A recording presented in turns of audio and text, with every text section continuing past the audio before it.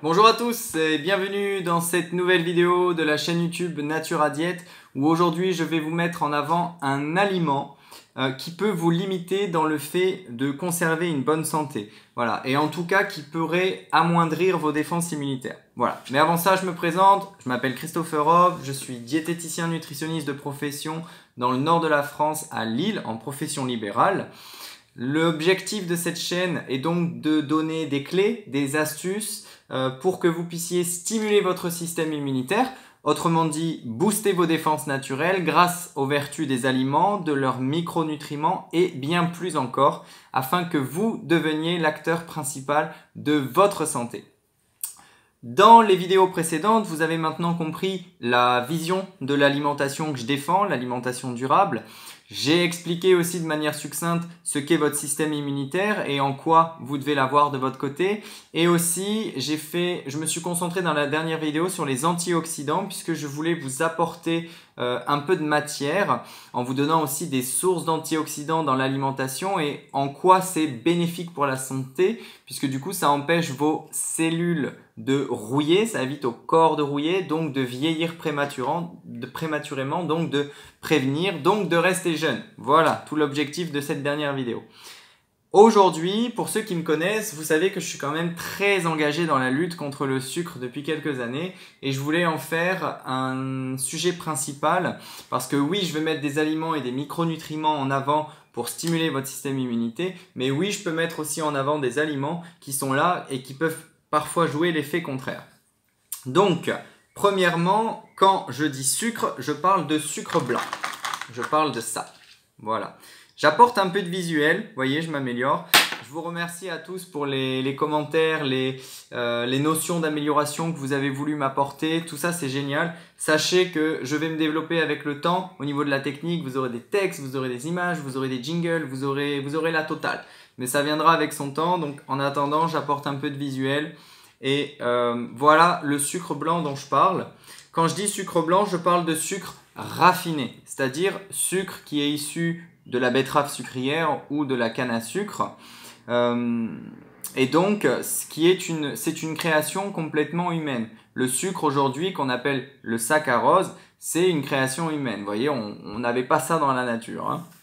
Donc, quand je parle de saccharose, hein, c'est composé de glucose et de fructose aussi, hein, pour ceux qui connaissent bien. Mais comme je dis dans mes écoles, lors des ateliers, les enfants, le sucre, c'est quoi? C'est du poison. Alors oui, je mâche pas mes mots. C'est vrai que je dis ça aux enfants, mais parce que voilà, c'est important pour moi d'avoir cette notion d'éducation nutritionnelle avec les enfants et c'est vrai que je préfère qu'ils grandissent avec cette notion que le sucre c'est dangereux que plutôt que le sucre c'est leur ami. Voilà, telle est ma philosophie.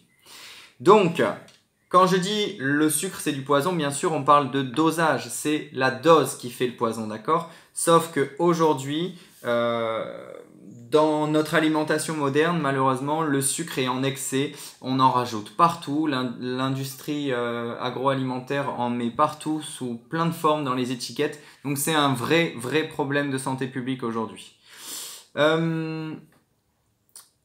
Donc, ce dont nous avons plus besoin, en revanche, c'est des sucres naturellement présents dans l'alimentation, notamment dans les fruits, par exemple sous forme de fructose. Mais c'est pareil, attention, le fructose en excès peut se transformer en gras. Donc, c'est bien de manger 1 ou 2 fruits par jour, mais il ne faut pas en manger 10. Voilà, c'est toujours la quantité qui fait le poison dans la diététique et dans la nutrition. Donc, gardez toujours du bon sens dans vos choix alimentaires.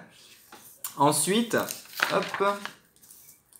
Ce dont je voulais vous parler aussi, c'est que le carburant principal de nos cellules, c'est ce qu'on appelle le glucose. Et c'est vrai que ce glucose, vous pouvez l'avoir avec des aliments dits riches en amidon, comme les féculents, le pain, le riz, les pâtes, voilà, qui vont se transformer ensuite en glucose dans votre organisme et vous apporter ce carburant dont vous avez besoin. C'est limite plus ça dont on a besoin que plutôt le sucre blanc. Par contre, vous verrez même que dans d'autres vidéos, il y a des cas, et même voilà, sur du court terme, du moyen terme, du long terme, où vous pouvez même vous passer de ce type de glucides et tendre vers une alimentation plus cétogène. Mais ça fera l'objectif d'une prochaine vidéo. On va rester focus sur le sucre blanc et sur ses dangers aujourd'hui.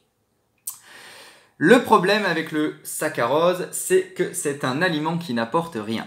ni minéraux, ni vitamines. Par contre, il apporte des calories et il apporte un plaisir gustatif. Ok, ça, on va pas le mentir. Et c'est vrai qu'il faut aussi garder du plaisir dans l'alimentation. Et c'est pour ça qu'il ne faut pas supprimer complètement le sucre si c'est un plaisir que vous aimez, mais toujours en quantité raisonnable. Le problème aussi avec le sucre, surtout quand il n'est pas consommé à la fin d'un repas, notamment comme un dessert, il fait monter on va dire votre glycémie, le taux de sucre dans votre sang très très rapidement. Et c'est vrai que c'est ce qui peut causer des coups de barre après quand ça va descendre. Et c'est ce qui peut aussi fragiliser des organes comme le foie, comme le pancréas. Voilà, ça prépare tout un terrain pour des futures pathologies. C'est pas cool. Voilà, on va pas se mentir. Le sucre en excès est un vrai problème de santé publique aujourd'hui. Donc on sait aussi, il y a des études qui ont été faites, je ne vais pas en citer, vous pouvez regarder par vous-même, mais où aujourd'hui on sait que le sucre peut créer une dépendance, une addiction plus forte que certaines drogues. Voilà, parce que c'est ça la consommation de sucre aujourd'hui. Et c'est pour ça que je vous demande, si vous avez jamais supprimé le sucre de votre alimentation, avant de tenir par exemple des propos ou attention, je ne devrais pas dire que le sucre c'est du poison, ou est-ce que vous avez déjà essayé de supprimer toute forme de sucre de votre alimentation et de voir ce que ça joue sur votre état émotionnel? Faites l'expérience, vous verrez, vous reviendrez vers moi. Donc maintenant je vais vous raconter une anecdote, quelque chose qui m'a choqué, quelque chose qui me touche profondément. Alors j'ai une casquette d'animateur aussi depuis 2012 voilà, lorsque je fais des voyages, lorsque je fais des classes de découverte avec les enfants, notamment des enfants de la ville de Paris, ben voilà, on passe la vie quotidienne avec eux, on gère du lever au coucher et bien évidemment on gère les repas. C'est pas nous qui cuisinons, mais voilà, c'est nous qui participons parfois au service et on contribue à leur donner ce avec quoi on les alimente.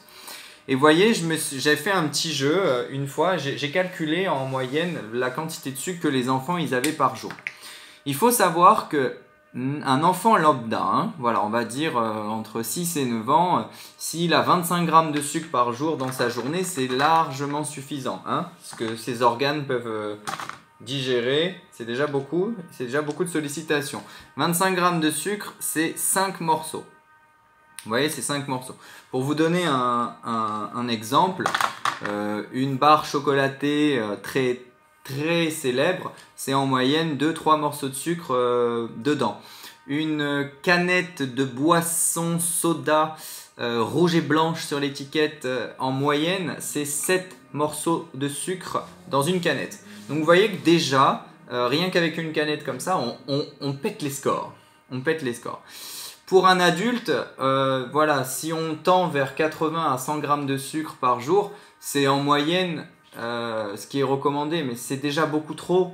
C'est déjà beaucoup trop. Les études de maintenant, voilà, disent que voilà, il y a une trentaine d'années, une personne lambda consommait en moyenne 5 kg de sucre par an. Aujourd'hui, on est presque à 30 kg de sucre par an. Comment voulez-vous que nos organes digèrent tout ça et que sur du long terme, sur 20 ans, 30 ans, 40 ans, 50 ans de vie, 50 ans d'habitudes alimentaires comme ça, comment on peut prévenir des maladies quand on a une alimentation comme ça? Donc revenons sur l'anecdote et sur les enfants. Je me suis dérivé, excusez-moi. Par rapport au petit-déj, voilà, vous prenez un petit déjeuner traditionnel, le bol de cornflakes, la tartine qui va bien avec la confiture, le petit jus d'orange sucré. Vous avez en moyenne 30 grammes de sucre dans un petit déjeuner traditionnel. Okay. Après, vous rajoutez aux enfants le dessert le midi et le soir. Voilà, que ce soit une compote, que ce soit un yaourt, que ce soit le petit beignet, on va harmoniser tout ça et on va dire que c'est en moyenne 10 grammes de sucre pour chaque dessert. Donc on est déjà à 40 grammes, 50 grammes. Vous rajoutez le goûter. Le goûter aujourd'hui c'est un fléau. Vous rajoutez le goûter, la plupart du temps on donne des petits biscuits, généralement on en donne un ou deux, donc c'est 10, 20 grammes de sucre avec les deux gâteaux. On rajoute, voilà, à l'époque c'était une classe de neige, donc on leur donnait du chocolat chaud. Il fallait qu'ils aient du chocolat chaud chaque fois, sauf que c'était un chocolat chaud qui sortait d'une machine et qui était hyper sucré. Donc même si des fois je voulais faire un petit peu barrage pour leur en donner moins, Bon voilà, ça marchait pas à tous les coups. Tout le monde n'a pas cette même vision et j'étais pas là pour imposer ça. Voilà. Donc du coup, en moyenne sur un goûter aujourd'hui, il faut pas se mentir, hein, c'est 20 à 30 grammes de sucre. Donc vous voyez, un enfant atteint facilement les 80 grammes de sucre par jour aujourd'hui. Donc ça double, triple même la quantité que l'OMS recommanderait pour un enfant de cet âge-là. Donc aujourd'hui, c'est un problème de santé publique. Puis on prend pas en compte que des fois il y a le petit bonbon par-ci, le petit bonbon par-là, la petite brioche qu'on va donner à l'école, quoi d'autre? Ah, l'anniversaire. L'anniversaire, le gâteau, les bonbons, le boisson, tout ça c'est normal, ça doit faire partie de la vie d'un enfant d'avoir un anniversaire avec tout ça. Par contre, faut être cohérent sur des habitudes quotidiennes, hebdomadaires et voilà. Donc voilà, c'est un sujet qui me tient à cœur, comme vous l'avez compris, parce que c'est vrai qu'aujourd'hui, le sucre, on en parle peu. C'est pas un sujet, voilà, qu'on entend parler tous les 4 matins, et pourtant ça devrait. Voilà, ça devrait. Donc les dangers de l'excès de sucre, ben voilà, on a parlé, hein, que ça peut créer un état addictif, et on va parler des enfants. Encore une fois, parce que aujourd'hui, c'est vrai que on incrimine beaucoup parfois le comportement des enfants, mais il n'y a pas que l'alimentation, il y a aussi les écrans, il y a aussi tous les perturbateurs endocriniens, les pesticides, les cochonneries qu'il y a dans l'eau et dans l'alimentation aujourd'hui. Ben voilà, ça joue sur le comportement d'un être humain, d'un adulte comme pour un enfant, d'accord? Donc c'est vrai, mais c'est vrai que le sucre, voilà, vous les voyez, cette excitation quand le sucre arrive, quand voilà, on sent qu'il y a cette addiction au sucre chez les enfants, voilà, faut pas se mentir. Et elle est encore présente chez les adultes aussi. Donc, ça peut créer cet état addictif, donc ça peut créer des états de dépression, des états d'anxiété. C'est pour ça que je vous demande, est-ce que vous avez déjà supprimé le sucre plusieurs semaines de votre alimentation pour voir comment vous réagissez au niveau émotionnel? Ça fatigue le fonctionnement de vos organes, comme le pancréas, comme le foie. Ça peut jouer sur votre pression artérielle, puis bien sûr, ça joue sur l'apparition des caries, mais couplé à des carences alimentaires, et ben voilà, et à une mauvaise hygiène de vie, ça peut participer à du surpoids, à de l'obésité. Donc voilà, aujourd'hui le sucre, c'est un problème de santé publique. Est-ce que ça veut dire qu'il ne faut plus manger de sucre? Non, ça ne veut pas dire ça. Ça veut dire juste qu'il faut avoir des bonnes astuces, il faut faire des bons choix. Le sucre blanc, pour ma part, est banni pratiquement à 100% de mon alimentation depuis des années. Mais par contre, je suis toujours vigilant aux étiquettes parce que si vous lisez maltose, dextrose, sirop de glucose fructose, maltodextrine, tous ces termes-là qui finissent par ose, ce sont des sucres ajoutés. Donc c'est vrai que sur les étiquettes, vous voyez sans sucre ajouté, c'est déjà mieux. Mais soyez vigilants sur les étiquettes et revenez vers moi si c'est pas clair. Premièrement, vous allez préférer un petit déjeuner salé. Voilà, aujourd'hui on sait, un petit déjeuner salé, plus de satiété, pas de coup de barre à 11 heures, plus d'énergie. Donc voilà, à base de pain complet, à base d'œufs, à base de fromage par exemple. Et si vous avez besoin de la confiture, diminuez les quantités par 2. Au niveau du goût gustatif, ça suffira. Deuxièmement, les desserts. Les desserts, c'est du plaisir. Et il faut garder du plaisir dans l'alimentation, c'est important. Est-ce que ça doit être systématique? Est-ce qu'il faut absolument une note sucrée à chaque fin de repas? Ou alors, est-ce qu'il faut absolument cette note sucrée? Pareil, je réduis les quantités par 2. Sinon, vous choisissez un yaourt maison ou une compote maison et un yaourt maison que vous allez sucrer vous-même avec de la confiture, avec du miel, mais vous allez contrôler la quantité, ok? Ensuite, on va parler des goûters. Voilà, j'ai bien expliqué qu'aujourd'hui, les goûters, c'était parfois un fléau. Faites vos goûters vous-même. Faites vos yaourts maison, vos compotes maison. Faites comme ma sœur qui, avec ses enfants, une fois par semaine, fait une fournée de pâtisserie. Elle fait des gâteaux elle-même, des cookies elle-même, des yaourts améliorés elle-même. Mais elle contrôle la quantité de sucre. Elle sait ce que mes neveux ils mangent. Donc ça, c'est important. Et puis ensuite, pour vos pâtisseries, pareil, diminuez vos quantités de sucre par 2. Vous verrez qu'au niveau gustatif, vous retrouvez toujours autant de plaisir. Mais il existe aussi beaucoup de recettes gourmandes dites cétogènes. Je reprononce ce terme. On en reparlera dans d'autres vidéos, mais j'en mettrai dans le descriptif de la vidéo des recettes voilà, qui sont très gourmandes, avec des bonnes graisses, et où on enlève le sucre mais qui sont gourmandes et vous verrez qu'on peut se passer de sucre dans les pâtisseries. Et après moi j'utilise par exemple de la farine de coco, de la poudre d'amande, de la poudre de noisette, pourquoi pas une petite note de sucre vanillé, parce que tout ça, c'est des aliments qui participent à la sucrosité de votre pâtisserie. Ou si vous rajoutez des fruits dans un gâteau, bah, le fruit va sucrer naturellement votre gâteau. Donc voilà, et puis si vous avez besoin de sucrer vos boissons, comme le thé, le café, pareil, pourquoi pas sucrer un petit peu au miel, en petite quantité, pourquoi pas un édulcorant naturel que j'aime bien, qui est la stevia, mais c'est pareil, c'est un édulcorant, donc faut pas avoir cette habitude de remplacer le sucre par un édulcorant, ça c'est pas une bonne façon de penser non plus, faut varier. C'est le maître mot dans l'alimentation, vous me l'entendrez dire dans chaque vidéo, varier.